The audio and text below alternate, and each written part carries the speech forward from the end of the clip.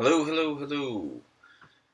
Hey, there's a lot to go over in the last few days. Happy Constitution Day, by the way. Haven't heard a lot about that, only from like some libertarian posters, but nobody seems to give a crap about that anymore. But it's a big deal. 1787, September 17th, Philadelphia, signing of the Constitution. Um, a lot of stuff to go over the markets. I mean, a lot of speculation about the attacks in Saudi Arabia, spike in oil prices, some repo rates, short-term funding and whatnot through banks spiking. But I'd like to talk about Beto O'Rourke or Robert Francis, Mr.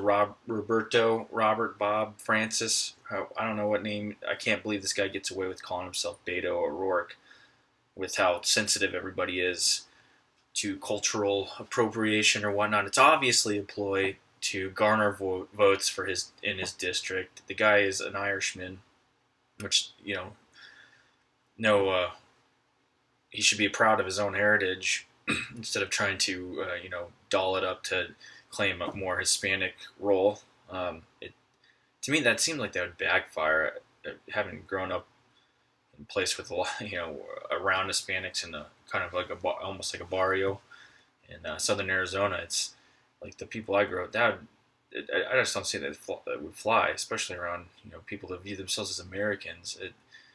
Just embrace your own culture. You're Robert. There's nothing you can call yourself Bob or whatever it doesn't bother. Or Francis. Francis, good name. That's Sinatra. Come on. That's not or Frank or I don't care. But Beto, come on, man.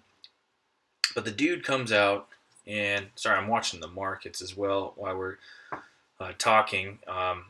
But he comes out with this asinine deal about he's going to come take the AR-15s. One, he's been talking about, hey, we're going to outlaw them. Now we're going to do a buyback, which is mandatory buyback, like I bought them from some government depot somewhere where they're selling AR-15s, or maybe they're handing them out like Switzerland or something. Which obviously that's not the case. So they're not buying them back. They're mandatory. They're forcibly taking them, and there's going to be a lot of people in this country that would never do it. There's not enough money really to buy their what they perceive as a freedom. But man, I'll tell you what, it's backfiring. Even though you look on the media and they're telling you, hey, there's a lot of Americans that agree with you. Well, here's what I see. I have a lot of contacts for people I talk to. They're very middle of the road. I still believe it's not wrong, but as my generation grew up, it's kind of like this meet in the middle, compromise. Hey, we can all kind of get together and come to some sort of an agreement. These type of people I see now, they want to buy an AR-15. They've never really had a inkling to do so. They might have a handgun or something, or like to go plink around every once in a while, or maybe for safety. But now they're talking. Or there's been a number of them that I've seen talking like, hey, now I want to get an AR-15. I'm interested in to see what the big deal is about this firearm. And like I've said before, what really gets me, well, one, okay, yeah, you're pushing all these other these people. You think that you're going to get this, block of voters. These guys are already going to vote for this dude. He's alienating a lot of people, and he's pushing a lot of people into a more libertarian or more pro-liberty stance with this kind of rhetoric, which I doubt will. Hopefully, it won't. You can't ever put anything past our elected officials anymore. I see Ted Cruz faltering. He used to be one of my top three guys, and now I'm. Oh man, him, Rand Paul, and Mike Lee. If two of those three agreed on a topic, I usually rest assured that the majority out of those three, that it's a good stance. Not so much anymore with Ted Cruz. I feel like he's wavering, but that's digressing there. But I see they're alienating people, pushing moderates over to our side, which is a good thing. People that want to get educated about the subject. That is the problem, though, is the media itself. The people that are talking about guns, they don't have the basic knowledge of even what it is. I think the last video, or one of the videos, I talked about how they were mischaracterizing semi-automatic weapons and how they're used for hunting. And even the round, the 223 round that's typical in an AR-15, and the ones that we usually use in the civilian world, a 55 grain bullet, you can get 60, 62 or whatnot. How a lot of what's used in the military. But you compare that to the hunting rounds, or what you can get in some other semi-auto rifles and the lethality. And I've always argued that the AR-15 is actually a great home defense weapon. And you can disagree with me or whatnot, but I've been able to teach females how to utilize it, especially, and it puts them in an advantageous situation if they're ever confronted with home invasion or something of that nature, where you have multiple suspects. One, then you come back to like high capacity round or magazine bans, which I disagree with. I think I've been around a lot of law enforcement and obviously my military experience. Not that always. I hate when people flaunt that, say there's some kind of expert, but I've seen it through training with so-called experts or people that do it all the time. Tactical magazine, reloading or whatnot. It's even hard for some of the professionals. It's even hard when your blood is pumping to make accurate shots. And to expect a housewife to be able to do that with a limited amount of rounds, or expect her or anybody, even a gentleman or a kid or some. I've seen kids use AR-15s. If there's, I think, famous one in Oklahoma, a few others where they use it home defense. But to expect them to have a tactical magazine change because we put some ban on high capacity round, which high capacity, where what's the definition there? That's pretty arbitrary. Like, what do you mean high capacity? Is that more than 10 rounds? Is that more than 30?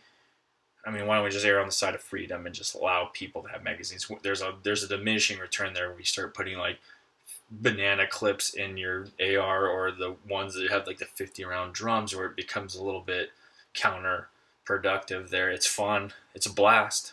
I love I have a 22, or we used to have 10 22 Rugers, throw a banana clip in that baby and go prairie dog, and it's fun. But then you got this giant, magazine hanging out of hanging out of the thing. I mean, when I'm running around with the AR-15, I like the 30 round magazine, and I don't even put 30 rounds in them a lot of times. I keep 20, and I don't know if it's weight distribution, but it's just something I prefer. But I like to have the option there if I want to put 30 in there. The point is, I'd say err on the side of liberty. And I don't know, I'm just going off on some tangent rabbit hole, because there's so much involved in the gun debate. And they like to put it, they being the media, or whoever is running the media, or whatever these talking points get pushed down, they like to put it in these little boxes. And they do that with a lot of subjects, but I see it clearly in the gun scenario. And if you apply the same logic from the gun debate into other things, you can really see how the media manipulates people that are not, call them surface-oriented news consumers or issue consumers. They don't like to go deep, or they don't have the time maybe. But the media is more so nowadays that I've seen. I've unplugged myself from it. It is a propaganda mechanism. And the gun topic should be the red flag warning, the flare in the sky that shows people the real intentions of the media. And now even a Fox News is not immune to this, especially now that they are owned by Disney and supposedly,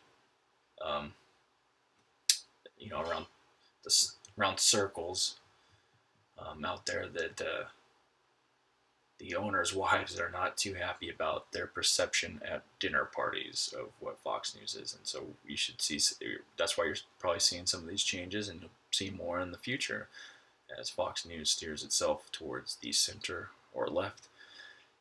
Anyway, I gotta run. I will be back. I'll throw some more videos up. There's a lot to talk about, especially with the markets and what's going on. Yeah, the Saudi Arabia thing I'd love to get into. We'll probably do something on that. A lot of fishiness around that,